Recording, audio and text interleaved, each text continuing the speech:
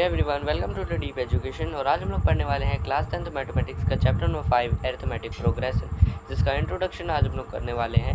तो arithmetic progression जिसे AP भी कहा जाता है, एपी और अरिथमेटिक प्रोग्रेशन दोनों जहाँ भी लिखा हो दोनों सेम चीज़ें हैं, कंफ्यूज मत होना। तो चलिए इसको समझते हैं दो अलग अलग एग्जाम्पल्स के साथ। तो मान लो मैंने एक इवन नंबर का पूरा एक लिस्ट रेडी किया, जितने भी इवन नंबर्स हैं मैंने उन सबको लाइन से लिख दिया, एक लिस्ट रेडी कर दी।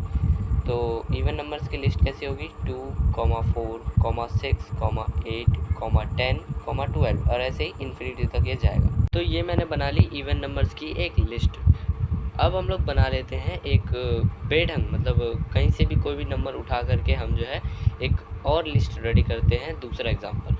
तो शुरू करते हैं 1 से। तो सबसे पहले मैंने लिख दिया 1, उसके बाद मैंने लिख दिया 5, उसके बाद मैंने लिख दिया 15, उसके बाद लिख दिया 25, उसके बाद लिख दिया 37, उसके बाद लिख दिया 43।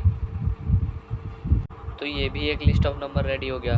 अब ये भी इन्फिनिटी तक जाएगा क्योंकि नंबर्स तो इन्फिनिट होते हैं। अब ये जो दो सेट्स ऑफ नंबर मैंने लिखे, इन दोनों के बीच में डिफरेंस क्या है? मतलब इन दोनों के बीच में जो लिस्ट ऑफ नंबर्स है दो अलग अलग, इनके बीच में अंतर क्या है? तो अगर आप ध्यान से देखें तो यहाँ जो ये जो लिस्ट ऑफ नंबर है, इनके बीच में जो डिफरेंस है, मतलब दो नंबर्स के बीच में जो डिफरेंस है वो 2 का है, और 2 का ही है, मतलब एक कॉमन डिफरेंस है इनके बीच में। जैसे यहाँ 2 और 4 के बीच में 2 का डिफरेंस है, 4 और 6 के बीच में भी 2 का डिफरेंस है, ऐसे ही यहाँ पे 6 और 8 और 8 और 10 के बीच में भी 2 का ही डिफरेंस है। वहीं अगर हम नीचे वाले में देखें तो 1 और 5 के बीच में 4 का, यहाँ पे 10 का, यहाँ पर भी 10 का, यहाँ पे 12 का हो गया, यहाँ पे 6 का हो गया डिफरेंस। तो यहाँ पे अगर आप देखें तो यहाँ कोई कॉमन डिफरेंस नहीं है, डिफरेंस का कोई भी पैटर्न नहीं है, बस ऐसे ही चले जा रहे हैं। यानी कि यहाँ पे जितने भी डिफरेंस है, कोई भी डिफरेंस सेम नहीं है, सब जो है डिफरेंस अलग अलग आ रहे हैं। तो एपी अरिथमेटिक प्रोग्रेशन अगर मैं आपसे बोलूँ कि तब होता है जब लिस्ट ऑफ नंबर्स के टर्म्स के बीच में सेम डिफरेंस हो। तो उस हिसाब से आप इन दोनों एग्जांपल्स में से किसको एपी कहोगे? मतलब यहाँ पे देखो, ऊपर वाले एग्जांपल में सारे डिफरेंस जो है सेम है और नीचे वाले में नहीं है, और मैंने कहा एपी में सारे डिफरेंस सेम होते हैं। तो ऑब्वियस सी बात है जो फर्स्ट एग्जांपल है वो क्या होगा? एपी होगा, क्योंकि इसमें जो जो नंबर्स है, हमारे टर्म्स है, उनके बीच का जो डिफरेंस है वो सेम है, 2 है। लेकिन यहाँ कहीं 4 है, 10 है, 12 है, 6 है, तो मतलब यहाँ पे कोई सेम डिफरेंस नहीं है नंबर्स के बीच में, तो इसलिए ये एपी नहीं है, और ऊपर वाला जो है हमारा एपी है। तो यहाँ से हमने कंक्लूड किया कि एपी एक ऐसी लिस्ट को कहते हैं जिनमें नंबर्स के बीच में डिफरेंस क्या हो? सेम। तो डिफरेंस सेम होता है तो हम यहाँ पे बहुत सारे एग्जांपल्स बना सकते हैं। जैसे मैंने यहाँ 13 लिख दिया, इसमें मैंने 10 प्लस कर दिया तो 23 हो जाएगा। अब मैंने 10 और प्लस कर दिया तो यहाँ 33 हो जाएगा, ओ सॉरी, हाँ 33 हो जाएगा। 10 और प्लस कर दिया 43, ऐसे ही कंटिन्यू होता रहेगा इन्फिनिटी तक, 10 प्लस करता रहूँगा तो डिफरेंस भी जो है वो 10 का ही आएगा। तो यहाँ से हमने कंक्लूड क्या किया कि एपी क्या होता है?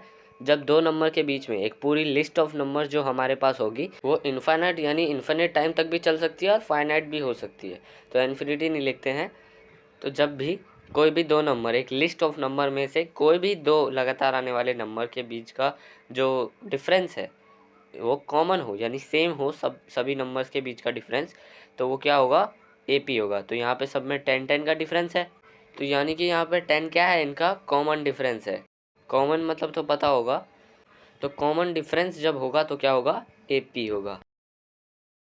स्टैंडर्ड फॉर्म ऑफ एपी जैसे पॉलिनोमियल की होती है वैसे ही एपी की भी एक स्टैंडर्ड फॉर्म है। वो क्या है? A comma A plus D comma A plus 2d comma A plus 3d comma A plus 4d, so on.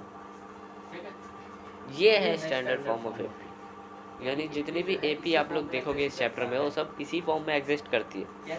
अब यहाँ पे ए को ले लेते हैं। ये जो हमारा फर्स्ट नंबर है, ए जो है किसी भी एपी का फर्स्ट नंबर, या क्या फर्स्ट टर्म कह सकते हैं, नंबर और टर्म दोनों एक ही चीज़ है। तो जो पूरी एपी का फर्स्ट नंबर होगा वो क्या है? फर्स्ट टर्म ए, उसको कहा जाता है, ए से डिनोट किया जाता है। अब इसके अलावा एक डी दिख रहा है आपको, वो डी क्या है? हम पहले भी पढ़ चुके हैं, डी इज़ कॉमन डिफरेंस। मतलब इस पूरे जितने भी एपी की लिस्ट ऑफ नंबर्स है, इनके दो नंबर के बीच में जो डिफरेंस होगा उसे कहेंगे कॉमन डिफरेंस। इसके अलावा एक चीज़ और है यहाँ पे, और वो है क्या? एन। एन क्या होता है? N is a number of terms, यानी कि एक एपी में कितने टर्म्स है, कितने जो सीरीज है, एक लिस्ट ऑफ नंबर्स है, उसमें नंबर्स कितने हैं, इसको कहते हैं एन। एन से डिनोट करते हैं उसको। अब ये फाइनाइट और इनफाइनाइट दोनों हो सकते हैं। अगर मैं होल नंबर लिखूँ तो वो भी एक लिस्ट ऑफ नंबर्स है जिसमें इनफाइनाइट नंबर्स होते हैं। तो यहाँ से हम ये कह सकते हैं कि एपी दो प्रकार के होते हैं, एक होता है फाइनाइट और एक होता है इनफाइनाइट। यानी कि एपी में दोनों मिल सकते हैं आपको, गिनती के नंबर भी मिल सकते हैं और अनगिनत नंबर भी मिल सकते हैं। तो यहाँ पे एन जो है नंबर ऑफ टर्म्स ही होता है, तो यहाँ इन्फिनिटी भी हो सकता है और कोई ऐसा होल नंबर भी हो सकता है। तो इसीलिए हम लास्ट में लिख देते हैं A plus N minus one multiply by D, ये हो जाएगा इसका लास्ट टर्म। अब यहाँ पे एक डाउट आपको ये आ सकता है कि एन माइनस वन क्यों लिखा हुआ है?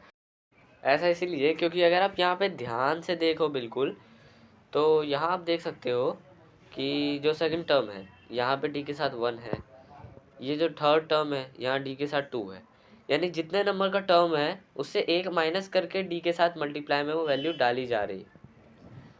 अब जैसे ये फोर्थ टर्म था तो फोर के साथ मैं क्या डालूंगा, फोर माइनस थ्री, तो ये फोर्थ टर्म का जो डी के साथ एक मिनट, फोर माइनस वन, हाँ, तो फोर माइनस वन यानी फोर्थ ये टर्म है और वन माइनस कर दूंगा तो ये आ जाएगा थ्री, और डी के साथ भी थ्री है। तो यानी इस पॉइंट पे ये जो भी टर्म पे हमारा ए पी एंड हो रहा है, एन पॉइंट पे एंड हो रहा है, तो nth टर्म हुआ ये वाला जो A plus N minus one D है। तो यहाँ पे मैं जितना भी टर्म होगा nth टर्म उसमें वन माइनस करके डी के साथ मल्टीप्लाई कर दूंगा। जैसे यहाँ पे सेकंड टर्म है और यहाँ पे टू, मतलब सेकंड टर्म माइनस वन कर दिया तो मैंने डी के साथ वन मल्टीप्लाई कर दिया। अब यहाँ पे थर्ड टर्म था तो थ्री माइनस वन कर दिया तो यहाँ डी के साथ टू मल्टीप्लाई हो गया, three minus one equals to two. मतलब जितने नंबर का टर्म उसमें एक माइनस करके डी के साथ मल्टीप्लाई में रख दो और उसमें ए प्लस कर दो तो आपकी वैल्यू आ जाएगी, जिस भी टर्म की आपकी वैल्यू निकालनी है। और ये हम 5.2 में हम लोग इसका यूज़ करने वाले हैं, A plus N minus one, A plus N minus one into D, ये एक फॉर्मूला है आपका 5.2 में यूज़ होगा। तो आई होप आपको समझ में आ गया होगा कि यहाँ पर A plus N minus one D क्यों लिखा हुआ है। अगर आपको अभी कोई डाउट है तो आप मुझे कॉमेंट में बताएं।